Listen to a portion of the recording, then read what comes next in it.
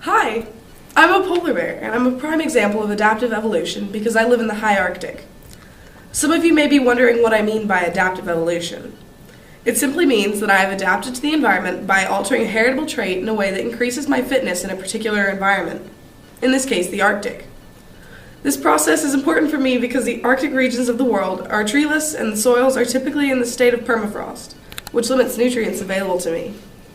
Temperatures in my habitat are usually below freezing and can go as low as negative 50 degrees Celsius in the winters. Brr. Because of the harsh climate, we have extremely high energetic demand for many different reasons. Female polar bears like me, who aren't pregnant, along with male polar bears, do not hibernate because we have to maintain a constant body temperature in response to our cold environment. Our fur is not an adequate source of insulation, so the adipose tissue specializes in synthesizing and containing large globules of fat under our skin, which provide us with adequate insulation in our cold climate.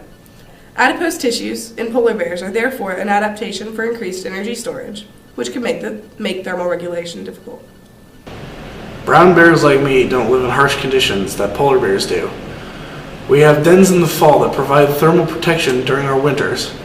Our climate and resources allow us to fabricate dens that can be negative 9 degrees Celsius when external temperatures are as low as negative 46 degrees Celsius.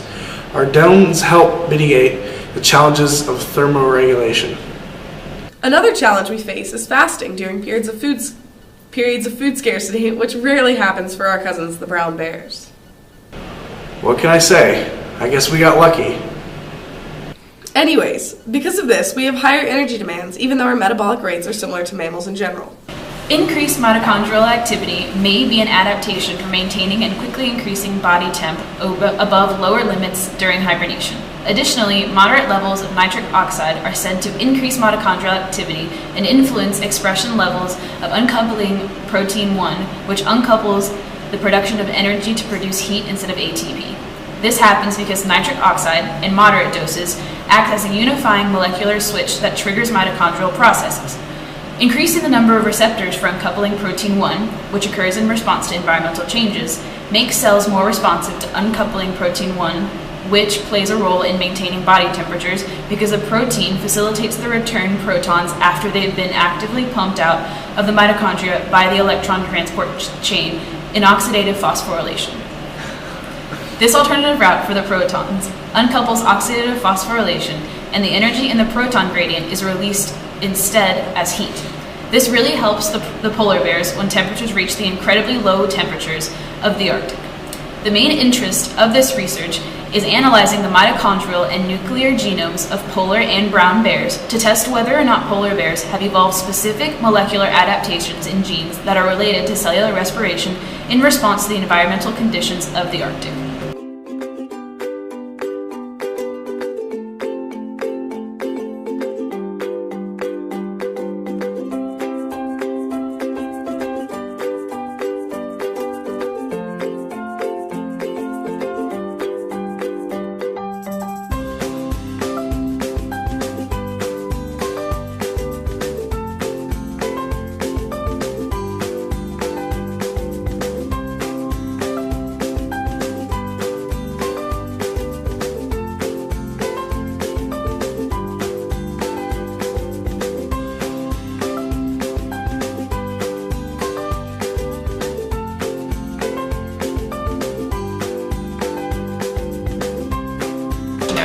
Related to happen, which means the molecular evolution of polar bear is much easier to happen. And the article focused on the evolution of cytochrome C oxidase, which is critical to ATP production. The article also focused on the history of mitochondrial genomics, which suggests that polar bears and ABC brown bears have pretty similar mitochondrial genomics, but however, there is no specific explanation for how polar bear have the adaptive evolution. It's found that polar bear demonstrate significant enrichment of genes.